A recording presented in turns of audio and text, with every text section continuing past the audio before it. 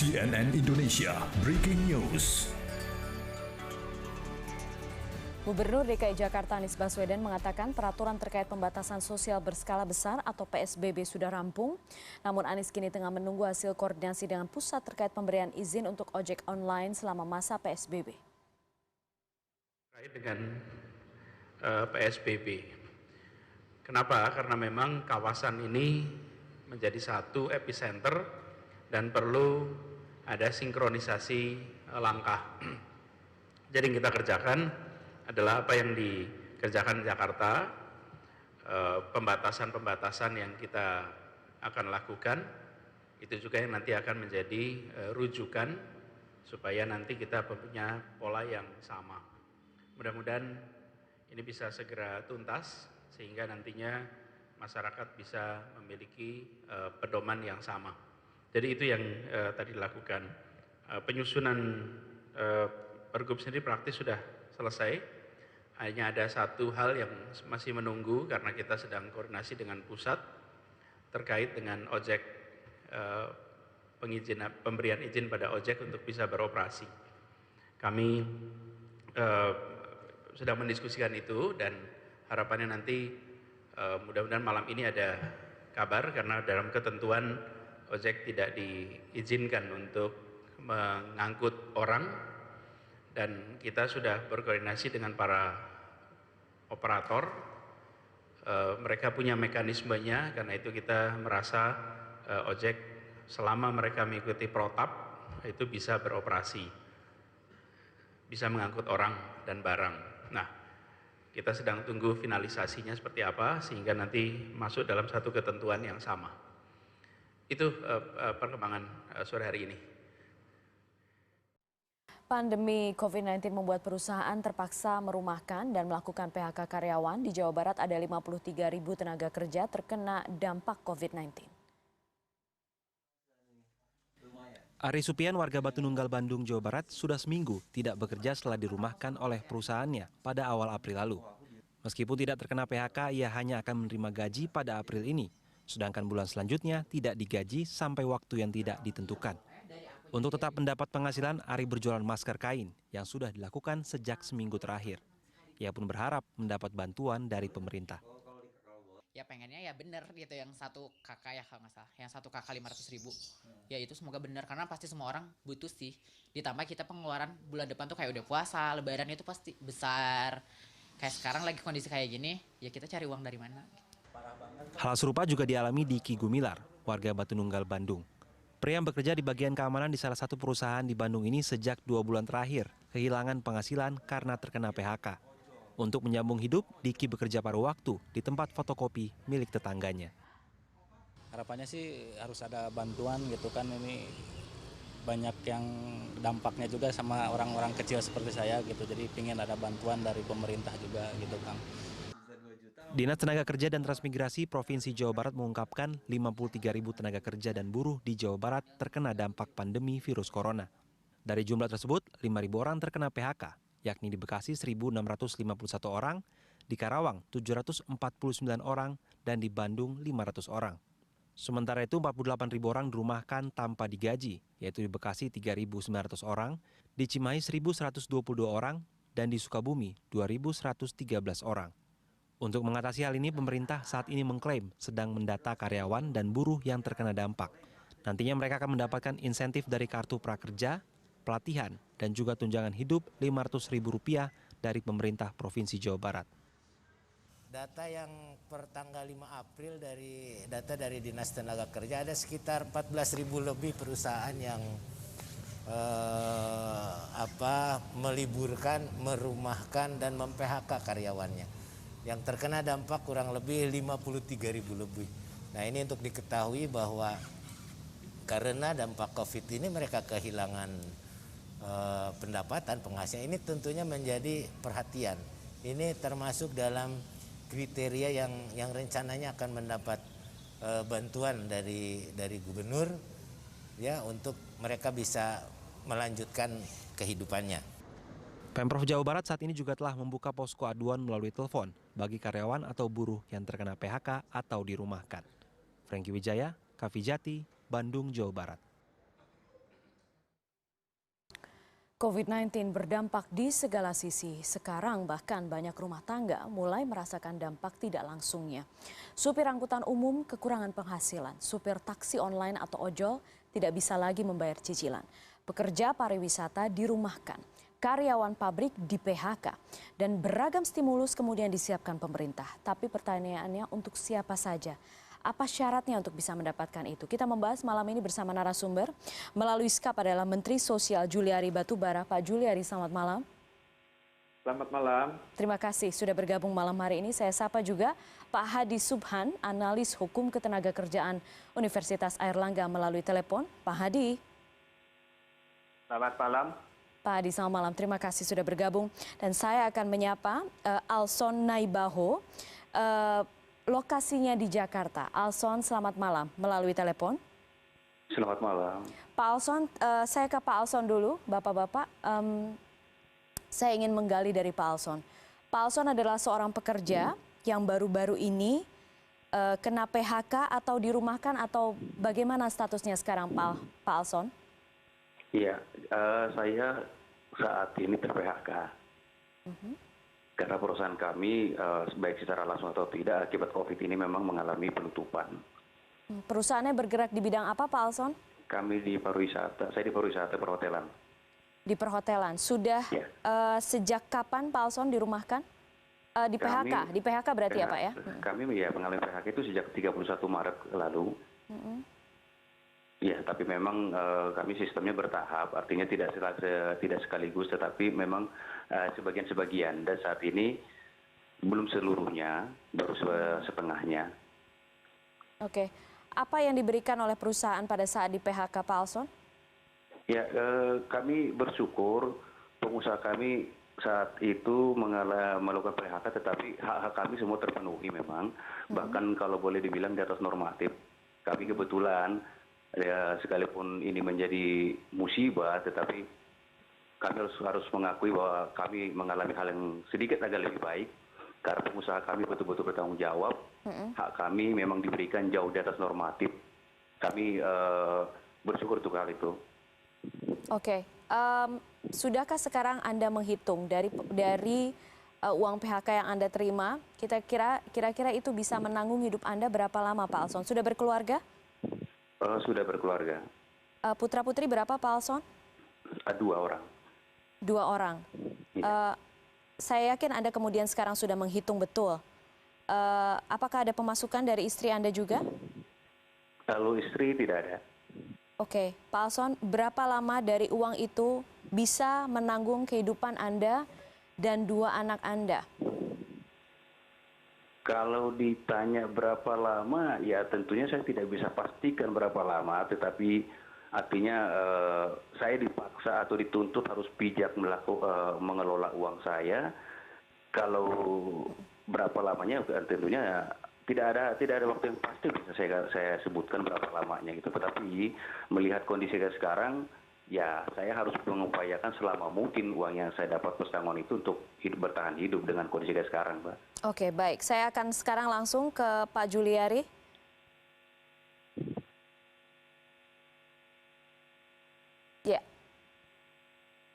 Ya, Pak Juliari. Ya. Ya, Pak Juliari, terima kasih atas waktu Anda. Pak Juliari itu baru satu dari sekian banyak orang yang kemudian merasakan dampak tidak langsung dari COVID-19 ini. Pemerintah sudah menyiapkan stimulus, termasuk bantuan sembako senilai 600 ribu per bulan untuk 3 bulan. Skemanya seperti apa, Pak Juliari? Bisa disampaikan kepada kami supaya jelas. Ya, jadi stimulus di perlindungan sosial atau di social safety net ini memang ada beberapa ragam. Yang pertama mungkin saya agak jelaskan sedikit, artinya untuk penduduk atau warga yang masyarakat yang paling miskin yang memang selama ini sudah mendapatkan program-program bansos seperti PKH, kartu sembako, ini kami harus amankan dulu. Artinya kami naikkan besarannya dan juga untuk kartu sembako, bahkan kami naikkan jumlah penerimanya dari 15,2 juta keluarga sampai 20 juta keluarga. Ini adalah yang di kondisi normal saja mereka sudah miskin, apalagi di kondisi yang abnormal seperti sekarang, pasti dia akan lebih miskin lagi. COVID-19 ini bukan hanya bencana kesehatan ya, tapi ini juga bencana ekonomi buat sebagian besar orang. Di luar yang program reguler, pemerintah meluncurkan beberapa stimulus pemerintah pusat. Yang pertama, untuk di wilayah Jabodetabek 3 bulan ke depan ini sedang dalam tahap finalisasi, karena memang ini kami harus melakukan realokasi anggaran. Bahkan kami juga punya anggaran yang tidak pernah dipersiapkan untuk bencana seperti skala seperti COVID-19 ini, sehingga harus menunggu tambahan anggaran dari Kementerian Keuangan. Tapi ini sedang berproses, tapi kami harapkan di akhir bulan April ini yang untuk paket sembako untuk sekitar 1,8 juta keluarga di Jakarta, Bogor, Depok, Tangerang, Bekasi sudah bisa kita luncurkan selama 3 bulan. Per keluarga mendapatkan paket sembako senilai 600.000 per bulannya. Itu akan dibagikan di tingkat apa ya, Pak? Kalau dari kami berharap agar bisa langsung diberikan langsung ke rumah-rumah, karena datanya kan pasti akan lengkap, by name, by address, by NIK, begitu ya. Tapi kita lihat nanti yang paling realistisnya seperti apa. Prinsipnya tentunya kita tidak ingin mekanisme penyalurannya itu mengakibatkan ada kerumunan orang. Kemudian yang di luar penerima paket sembako Jabodetabek ini, sebelum itu mungkin saya harus pastikan bahwa yang penerima paket sembako ini adalah bukan penerima PKH dan bukan penerima kartu sembako. Jadi di luar itu. Nah, kemudian di luar yang Jabodetabek, juga di luar yang penerima PKH dan kartu sembako, kami Presiden sudah memutuskan 2 hari yang lalu untuk sekitar 9 juta keluarga nasional itu akan diberikan bantuan langsung tunai senilai 600.000 juga per bulan untuk 3 bulan. Tentunya ini prosesnya harus kami koordinasikan dengan Pemda-Pemda, karena kami juga tidak ingin nanti masalah pendataannya jadi masalah, dan juga penyalurannya juga kami prinsipnya tidak ingin menciptakan kerumunan baru.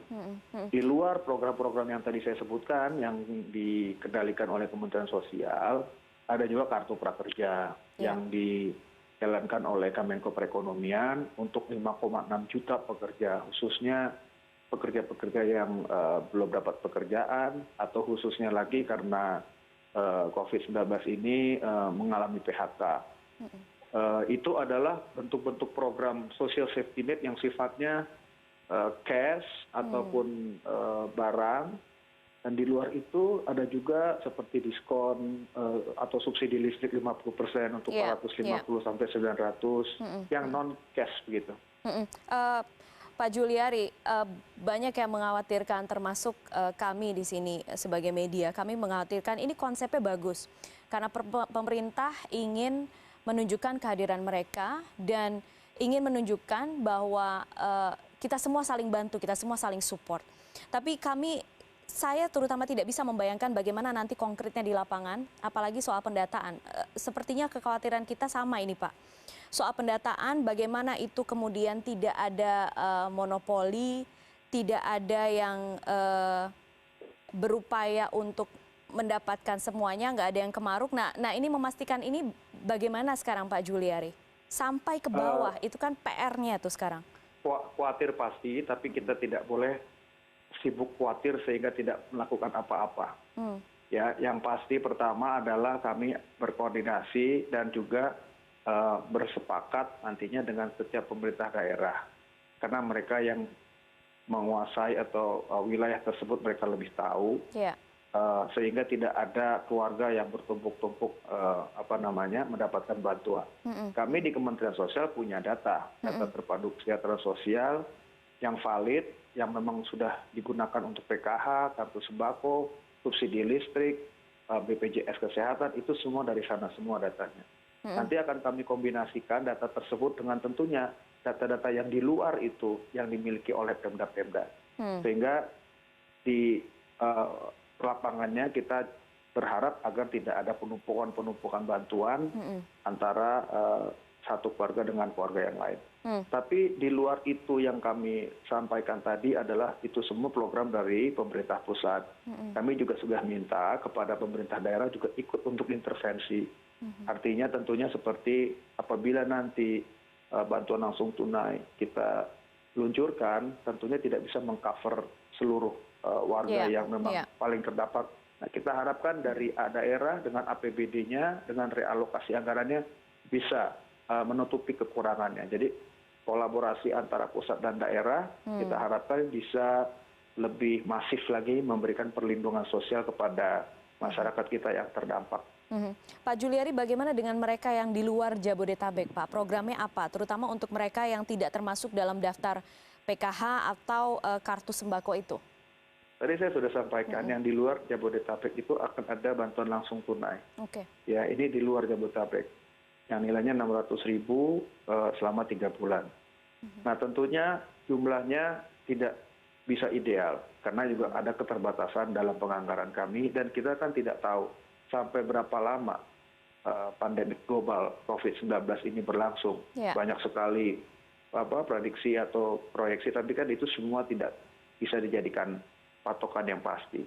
Oleh karena itu kami berharap peran dari pemerintah daerah dengan anggaran-anggaran yang mereka miliki, dengan realokasi anggaran bisa juga ikut menambah program-program bansos yang sudah dilakukan oleh pemerintah pusat tersebut. Pak Juliari, mungkin Anda tadi sempat mengikuti ada satu narasumber melalui telepon. Dia saat ini statusnya sudah di PHK. Mungkin Pak Alson, mungkin ada yang ingin disampaikan kepada Menteri Sosial, Pak Alson? Atau ada yang ingin ditanyakan? Ya, jadi begini, kalau kami ini kan pekerja ter-PHK, artinya betul tadi dikatakan bahwa program pemerintah memang baik. Ya, tapi pertanyaannya adalah bagaimana implementasi di lapangannya kan itu. Ya, jadi ketika si karyawan ter-PHK, perusahaannya tutup. Kemana dia mengadu untuk mendapatkan katakan kebijakan dari pemerintah itu. Sementara saat ini DKI, PSBB sudah berlaku. Kami ini pasif, buru-buru ini. Harus ada yang aktif gitu ya untuk menjalankan kebijakan itu. Siapa di sini jadi istilahnya pelaku di lapangan untuk kami mendapatkan kebijakan-kebijakan itu contohnya. Iya kan? Baik. Mungkin bisa langsung dijawab Pak Juliari. Sekali lagi ini berarti di lapangan seperti apa? Apakah orang-orang seperti Pak Alson ini harus mendaftar, harus bergerak aktif mencari, atau memang betul-betul menunggu bantuan sembako itu datang ke rumah-rumah seperti yang tadi Pak Juliari sampaikan? Ya, saya nggak tahu persis Pak Alfons apakah masuk di dalam daftar data terpadu kesejahteraan sosial atau tidak, tapi feeling saya tidak masuk karena normalnya kan Pak Alfons pasti sudah punya pekerjaan yang pasti ya. Nah, saya kira untuk teman-teman yang kurang beruntung seperti Pak Alfons, tinggal di mana, domisili di mana, bisa menghubungi atau datang ke kantor dinas sosial setempat dan minta didaftarkan. Nanti bisa diproses oleh dinas tempat. Kami tentunya tidak bisa mencari-cari sendiri begitu ya di lapangan karena kami perlu kecepatan ya. Kami juga tidak bisa terlalu banyak bernegosiasi dengan data ya kan kita perlu kecepatan. Jadi silahkan mendatangi kantor-kantor dinas sosial tingkat kabupaten atau kota di daerahnya masing-masing. Dan mendaftarkan di situ gitu ya Pak ya? Ya, saya kira di sana pasti ada informasi. Pasti ada informasi. Kita sekarang jeda dulu Bapak-Bapak, tetap bersama kami di CNN Indonesia Breaking News. CNN Indonesia Breaking News.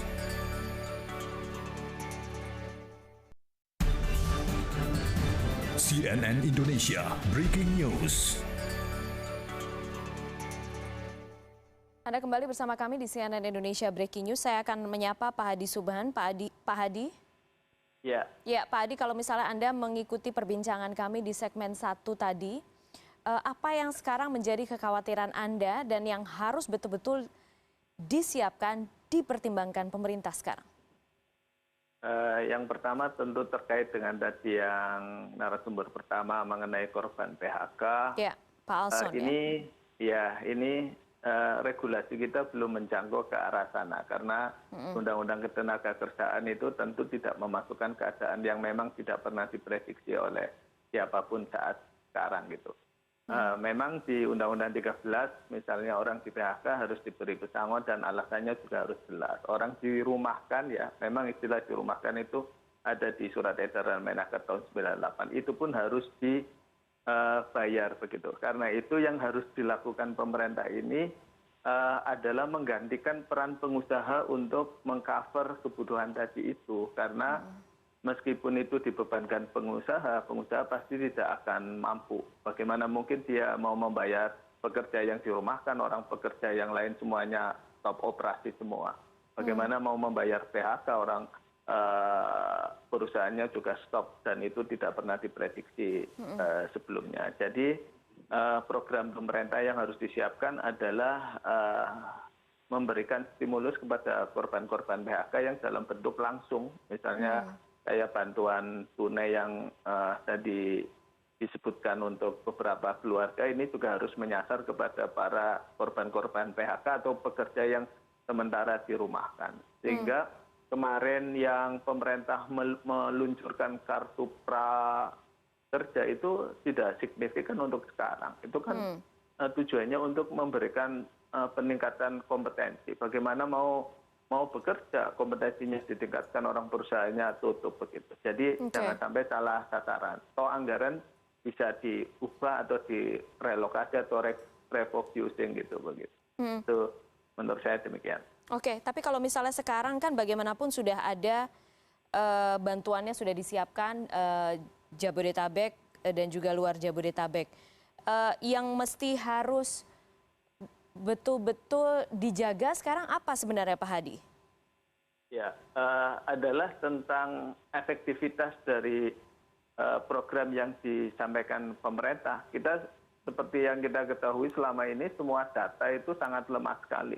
Data orang miskin, data orang bekerja, data orang di PHK itu sangat lemah sekali karena koordinasi antara daerah dengan pusat juga sebelum ini juga tidak bagus begitu. Apalagi sekarang dengan undang-undang pemerintahan daerah yang baru, Undang-Undang 23, pengawasan ketenagakerjaan itu ditarik ke tingkat provinsi, itu tambah jauh dari fakta yang ada di masyarakat. Itu yang dikhawatirkan adalah tidak efektifnya program-program yang akan disampaikan pemerintah. Jadi Pak Menteri menyampaikan daripada kita takut melakukan sesuatu yang salah, sekarang apa yang bisa dilakukan itu memang iya, tetapi juga harus dikoreksi ke dalam bahwa hal itu harus dibenahi begitu. Jadi jangan setiap kali ada satu masalah itu sifatnya reaktif terus. Oke. Pak Juliari masih bersama kami? Ya. Oke, Pak Juliari, mungkin Anda mau menanggapi soal itu, kekhawatiran dan apa yang harus dijaga tadi masukan dari Pak Hadi. Ya, nggak masalah. Artinya setiap program pemerintah itu pasti ada yang pro, ada yang kontra. Tapi harap diingat bahwa pemerintah juga harus bergerak cepat dengan segala keterbatasan yang ada. Tidak hanya pemerintah Indonesia, negara seadikdaya seperti Amerika saja tidak siap menerima bencana sebesar COVID-19 ini. Jadi tentunya dengan segala keterbatasan, apa yang disampaikan, data segala macam, iya kami tentunya akan berupaya untuk memperbaikinya. Tapi di tengah-tengah situasi yang sangat genting seperti ini, kami harus melakukan sesuatu dengan apa yang kami punya. Saya kira itu yang ditunggu oleh masyarakat, tidak dalam bentuk terlalu panjang diskusi, terlalu mempersoalkan data, tapi akhirnya nanti semuanya terlambat. Dan tentunya hampir seluruh pemerintah di dunia ini semua reaktif terhadap COVID ini. Tidak ada yang sudah benar-benar memiliki satu protokol yang baku untuk menghadapi pandemi global seperti COVID-19 ini. Jadi kita tidak usah berkecil hati. Kemudian tentunya kami berharap kolaborasi antara pemerintah pusat dan pemerintah daerah. Dan jangan lupa, kita juga berharap dari masyarakat. Artinya semua sebagian besar pasti terdampak. Tapi tidak semua kadar keseriusan terdampaknya sama. Ada saudara-saudara tetangga kita mungkin di sekitar kita yang memang memiliki dikaruniai kondisi ekonomi yang lebih, saya kira itu juga bisa. Kita kan bangsa Indonesia, bangsa yang bergotong royong, kemudian kita juga bangsa yang sangat generous, murah hati. Jadi kolaborasi ini semua, pemerintah pusat tentunya bertanggung jawab, ditambah pemerintah daerah dan juga sektor swasta, individu-individu yang memang memiliki kemampuan. Jadi semuanya kalau turun ke saudara-saudara kita yang terdampak, saya yakin, kami yakin kita bisa akan melalui bencana ini dengan lebih cepat. Oke, Pak Juliari, tapi kalau misalnya melihat sekarang banyak yang mengatakan bahwa memang nilai gotong royong dimiliki Indonesia dan kemanusiaan, generosity itu sangat-sangat diuji saat-saat ini gitu ya Pak. Kalau misalnya yang Anda lihat begini, kalau misalnya katakanlah sekarang pemerintah sudah menyiapkan untuk 3 bulan dan generosity kita juga sudah disiapkan untuk 3 bulan itu. Tapi misalnya ini semua belum berakhir, lalu apa yang harus dilakukan? Kita harus bagaimana? Kita maksudnya? Kita maksudnya kita semua, masyarakat ini. Ya tentunya tanggung jawab kewajiban dari pemerintah itu juga melindungi segenap warga negara. Ya tentunya dengan segala apa yang kita miliki, ya sampai habis-habisan kita harus dan akan lakukan yang terbaik untuk melindungi warga negaranya. Saya kira itu, Mbak. Oke, baik. Pak Juliari Batubara, Menteri Sosial, terima kasih malam hari ini sudah bergabung di CNN Indonesia Breaking News. Terima kasih, Pak Juliari. Ya, dan saya juga akan langsung melanjutkan pembicaraan. Saya kembali ke Pak Alson. Pak Alson, ya. Pak Alson, untuk saat ini sebenarnya kalau misalnya dilihat, kan prediksinya pemerintah siapkan untuk 3 bulan. Sekalipun tadi sudah disampaikan oleh Pak Juliari, kemungkinan besar mungkin nama Anda belum masuk ke dalam daftar data terpadu kesejahteraan sosial. Apakah Anda akan mengupayakan itu Pak Alson atau Anda berupaya dulu sekuat tenaga sebelum akhirnya mendaftarkan diri di DTKS itu? Iya. Jadi gini Mbak, kalau saya sih gini, saya sebagai pekerja, kita konteks kita kan saat ini bicara pekerja yang di PHK atau dirumahkan kan itu kan. Nah persoalannya kan begini, ini kan juga variatif, ada yang dirumahkan tidak dibayar, ada yang di PHK juga tidak dibayar, ya kan. Kalau saya bilang sekali lagi, saya ada dalam posisi diuntungkan, saya dibayar, bahkan di atas normatif lah kalau saya bilang pengusaha kami cukup baik. Tetapi kan pemerintah juga harus peka berapa ribu saat ini, berapa ratus perusahaan yang melakukan pemutusan hubungan kerja atau merumahkan karyawannya yang tidak dibayar. Nah ketika tadi ada kebijakan, pemerintah tentunya juga punya tanggung jawab, ini harus tepat sasaran. Sosialisasinya juga harus masuk kepada para pekerja kan itu kan. Ada hal yang bisa ditempuh kalau menurut saya adalah begini. Sekarang ini bisa tidak dituntut kejujuran pengusaha bahwa dia melakukan PHK tanpa membayar, dia melakukan merumahkan karyawannya tanpa membayar, karena inilah sumber yang paling valid sebenarnya. Data kita di Disnaker, udahlah nggak boleh kita bahas, nggak akan dapat. Ya, yang paling valid adalah Asosiasi Pengusaha Indonesia, Asosiasi Perhotelan, mereka harus punya data. Berapa hotel yang merumahkan karyawannya, berapa hotel yang mem-PHK karyawan tanpa dibayar. Inilah supaya kita tidak mencari kesalahan siapa yang salah, siapa yang ini kan gitu kan. Supaya kita dapat data, supaya kebijakan tadi, bantuan pemerintahan tadi tepat sasaran. Oke, Pak Alson, Anda beberapa kali mengatakan Anda cukup beruntung mendapatkan bayaran yang cukup dari perusahaan setelah di PHK ini. Betul. Pesangon ini, bagaimana sebenarnya Anda mungkin sempat berbicara dengan teman-teman Anda yang lain di perusahaan yang lain, bagaimana mereka? Ya, jadi gini, saya kebetulan juga saya pengurus serikat buruh serikat pekerja, saya ketua serikat pekerja di tempat saya hotel saya. Ya, saya juga menjadi pengurus, kami punya forum karyawan hotel dan restoran Indonesia.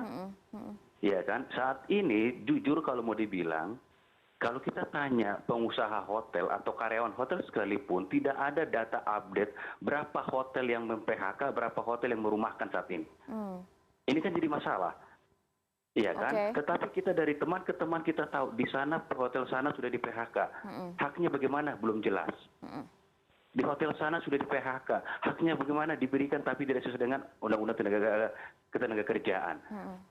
Ini kan persoalannya kan makanya saya bilang tadi adalah pemerintah harus berkolaborasi dengan pengusaha yang bisa juga melibatkan asosiasi. Harus betul-betul jujur, real. Perusahaan kami melakukan PHK tapi kami tidak mampu membayar supaya korban-korban PHK ini terselamatkan. Ya kan? Tidak perlu lagi ada saling tutup-tutupi karena ini bicara keberlangsungan hidup, Mbak. Kami sudah katakan gini, ribuan karyawan hotel di Jakarta sudah kehilangan keberlangsungan kerja. Lalu sekarang kita berpikir lebih inti adalah keberlangsungan hidup. Bagaimana ke depannya? Oke. Itu loh. Bicara soal keberlangsungan hidup, Anda sudah memikirkan ke depannya untuk Anda dan keluarga Anda, Pak Alson? Saat ini kita belum bisa berpikir karena kita mau apa saat ini? Kita mau usaha apa? Kita tidak berani mengambil sebuah katakan usaha dalam kondisi kayak sekarang. Kita selalu serba dalam ketakutan. Yang kita coba lakukan sekarang adalah dengan uang yang kita dapatkan kita bertahan hidup sampai berapa lama? Kan tidak ada kepastian. 3, 4, 5 bulan ke depan tidak ada. Artinya uang ini pun saya tidak bisa berpikir mau jadi apa, mau lamar kerja. Tidak ada lagi lamaran kerja untuk saat ini kan.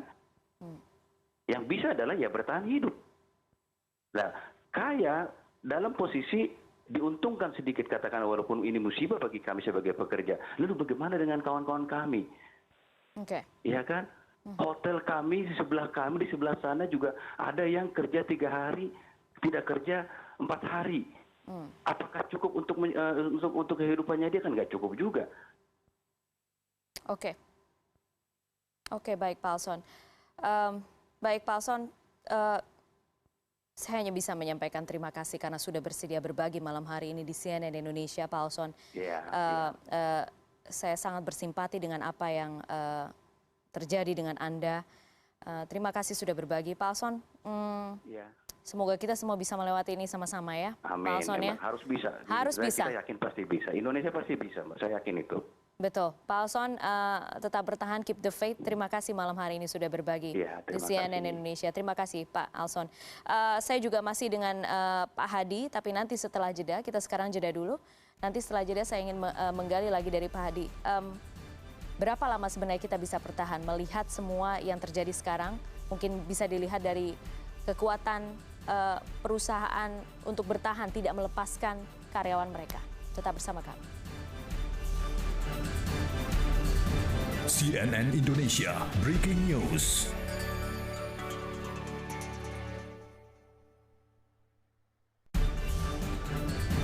CNN Indonesia Breaking News.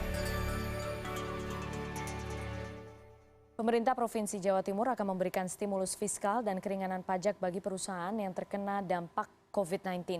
Ini dilakukan untuk menekan dampak sosial ekonomi akibat pandemi COVID-19. Pemprov Jatim mencatat jumlah PHK di Jatim mencapai hampir 2.000 orang dari 29 perusahaan, sementara karyawan yang dirumahkan mencapai lebih dari 16.000 orang. Beberapa perusahaan ini tersebar di antaranya di Banyuwangi, Jombang, Gresik, Lamongan, Ngawi, Kota Blitar, dan Kota Batu. Mayoritas perusahaan yang mengambil kebijakan pengurangan karyawan adalah sektor perhotelan dan pariwisata. Sejak dinyatakan sebagai zona merah, sektor ini sepi dan membuat tingkat hunian merosot tajam. Sementara terkait tunjangan hari raya atau THR sampai saat ini terus dibahas oleh Kementerian Ketenagakerjaan apakah akan ditunda atau tetap diberikan. Masih terus mendata sampai hari ini berapa, sampai tanggal 7 April banyaknya itu yang dirumahkan. Jadi belum PHK dan kita harapkan tidak sampai terjadi PHK. Jadi dirumahkan, tetapi dirumahkan. Pak Hadi Subhan masih bersama kami melalui telepon, analis hukum ketenagakerjaan Universitas Airlangga. Pak Hadi, kalau misalnya berangkat dari analisis yang Anda lakukan, mungkin juga Anda sudah melakukan wawancara dengan beberapa pihak, akan berapa lama sebenarnya kemampuan perusahaan-perusahaan itu untuk bisa menahan karyawan, untuk tidak melepaskan karyawan saat ini, Pak Hadi? Atau akan semakin sulit ke depannya? Ya. Jadi pertama harus diketahui bahwa kalau karyawan atau pekerja itu dirumahkan, maka pengusaha wajib tetap membayar hak-hak upah daripada pekerja. Cuman persoalannya adalah sampai kapan tadi ini, menurut riset yang ada itu, perusahaan itu biasanya memiliki uang cash itu untuk operasional selama 2 bulan begitu. Artinya tentu perusahaan itu nggak akan menyediakan uang cash banyak karena lebih baik kan diputar untuk usaha. Karena itu saya prediksikan ini kan mulai berdampak di Maret April. Nah, nanti di bulan Mei itu perusahaan tentu akan kesulitan uang untuk operasional tersebut, di mana tidak ada pemasukan tetapi pengeluaran harus dibayarkan begitu. Apalagi nanti di bulan Mei harus nambah lagi beban yang namanya THR begitu. Jangankan perusahaan, orang negara sebesar ini saja pernah kemarin diperdebatkan mengenai apakah PNS nanti akan dibayar gaji ke-13 sama THR. Kemudian ada revisi kemarin dari Menteri Keuangan akan dibayar untuk golongan 1, 2, 3, yang 4 nanti masih dikaji.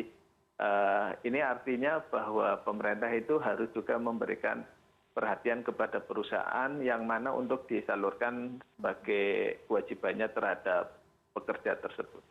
Apa yang harus dilakukan pemerintah daerah, Pak Hadi, sekarang? Mungkin di satu sisi mereka mungkin sedang kebingungan karena misalnya kekurangan APD, jumlah pasien positif bertambah.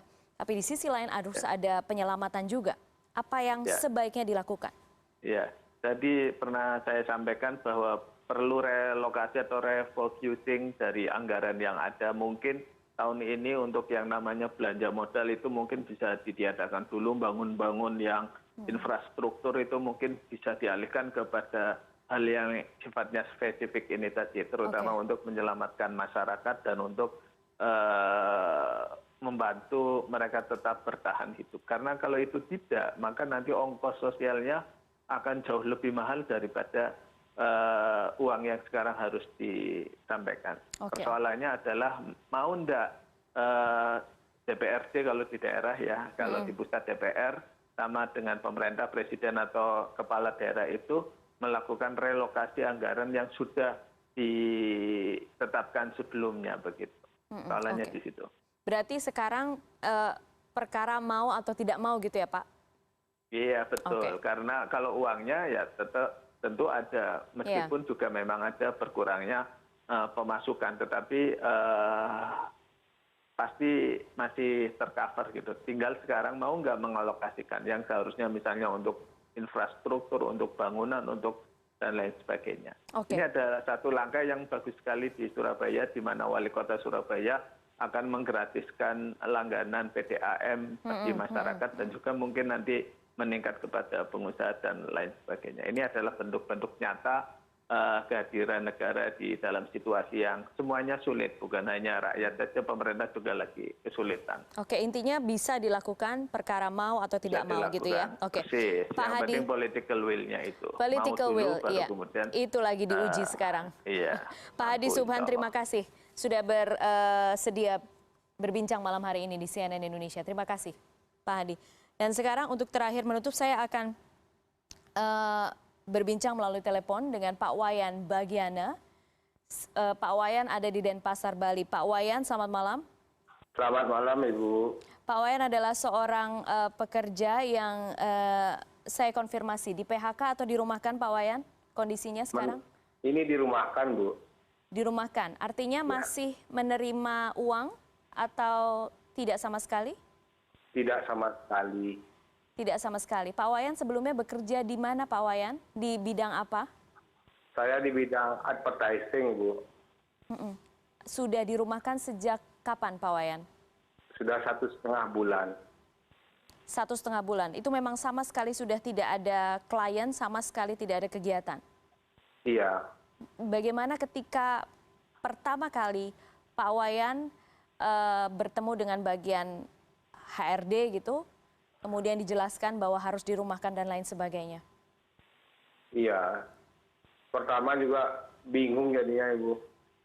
Ya, kondisi seperti ini, kita pekerja swasta, tabungan juga tidak seberapa. Jadi merasa betul-betul terpukul sekali dengan kondisi seperti ini. Saya tidak menyalahkan siapa-siapa, saya tidak menyalahkan pihak perusahaan, tidak menyalahkan pihak pemerintah. Karena kondisinya seperti ini, kita semua merasakan yang di bawah, Ibu. Pak Wayan sudah berkeluarga, punya putra-putri? Sudah, Bu. Saya punya putra 1. Oke. Apakah istri bekerja? Istri masih, sementara ini masih bekerja. Oke, kalau melihat sekarang yang Anda lakukan sekarang? Saya kembali langsung bertanya, berapa lama akan bisa bertahan dalam kondisi ini dengan uang yang Anda miliki sekarang, Pak Wayan? Mungkin nggak sampai 1 bulan, Bu. Nggak sampai 1 bulan? Nggak sampai 1 bulan. Oke. Tapi saya berusaha, Bu, supaya tidak menyerah dengan keadaan. Saya berusaha jualan telur. Iya, Anda jualan telur, Pak Wayan? Iya, benar, Bu. Dari mana modal untuk menjual telur itu, Pak Wayan? Tidak ada modal, Bu. Ini atas kebaikan teman-teman memberikan saya pinjaman telur dan dibantu oleh teman-teman di medsos. Mereka share semua.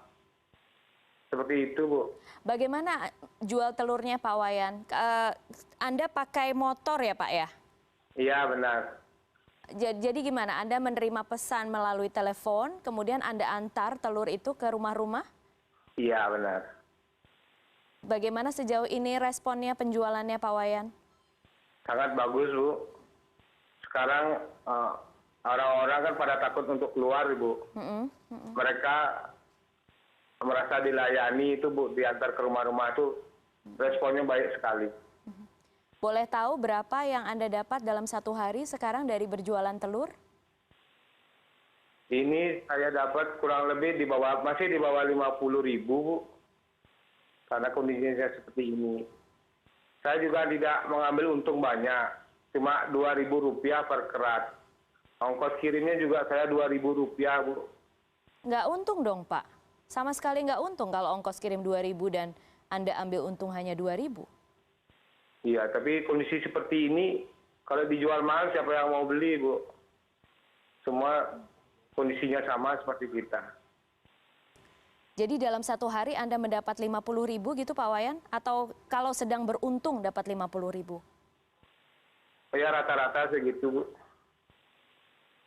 Oke. 50.000. Kalau lebih, biasanya kalau mereka itu kembaliannya ada tipping seperti itu.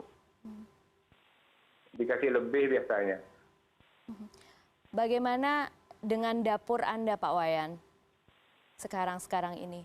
Apa yang berubah sebenarnya setelah Anda dirumahkan? Banyak lah yang berubah, Bu. Apa misalnya, Pak Wayan? Iya, dari segi konsumsi yang itu untuk makan, untuk ini semua lebih diirit-iritkan semua, Bu. Bagaimana dengan kebutuhan gizi untuk anak Anda, Pak Wayan? Ya, bisa kan sekarang ada tempe, ada telur seperti itu. Tidak perlu harus daging, yang penting ada sayur ya. Seperti itu aja, Bu. Pak Wayan, sudahkah kemudian sempat berbicara kepada teman-teman di kantor Anda sebelumnya? Berapa lama ini bisa terjadi? Kapan bisa kerja lagi misalnya? Kondisinya seperti ini, kita tidak bisa tahu, Bu, sampai kapan ini. Bali tergantung pariwisata, Bu. Kalau masih seperti ini, ya kita belum tahu, Bu. Bisa 6 bulan efeknya masih terasa ini, Bu. Bagaimana dengan teman-teman Anda, Pak Wayan? Apakah kalau Anda mungkin cukup beruntung dibantu bisa berjualan telur, bagaimana dengan teman-teman Anda yang lain? Bagaimana mereka bertahan sekarang? Iya, sama seperti saya, Bu. Mereka juga ada yang membantu saya ikut jualan telur, ada yang membuka online shop seperti itu. Pak Wayan, ada rencana bantuan dari pemerintah berupa BLT, bantuan langsung tunai. Apakah Anda sudah mengikuti informasi soal ini? Belum, Ibu. Belum. Tapi memang harus mereka yang terdaftar di data terpadu kesejahteraan sosial. Kalau misalnya belum ada, harus mendaftar dulu. Anda tertarik untuk mendaftar, Pak Wayan? Tertarik. Terima kasih atas perhatian pemerintah kalau memang ada seperti itu. Oke. Pak Wayan, Anda masih berapa lama ini akan melakukan yang sekarang Anda lakukan ini? Berjualan telur, keliling, itu berarti dalam 1 hari berapa lama kelilingnya, Pak Wayan? Berapa jam? Bisa 6 jam, Bu, kalau jaraknya jauh. Ada jaraknya lebih dari 5 kilometer, kadang 7 kilometer, seperti itu. Sampai kapan, Pak Wayan, kira-kira Anda mampu dan mau untuk melakukan ini? Iya, karena ini saya harus menghidupi keluarga saya, Bu, sampai kapanpun akan saya lakukan. Ataukah Anda juga sedang melihat potensi lain yang bisa Anda kerjakan? Ya, mungkin ini akan saya kembangkan, Bu. Mungkin dari telur saya tambahkan ke sembako, beras, sayur, ikan. Sistemnya pesan antar seperti itu, Bu. Oke, baik. Pak Wayan Bagiana, terima kasih sudah mau berbagi, Pak, malam hari ini di CNN Indonesia ya, Pak. Iya, terima kasih, Bu. Pak Wayan, semangat terus ya, Pak. Terima kasih, Bu. Iya, tetap semangat. Oke, Bapak. Terima kasih. Dan kita sekarang jeda dulu. Tetap di CNN Indonesia. CNN Indonesia Breaking News.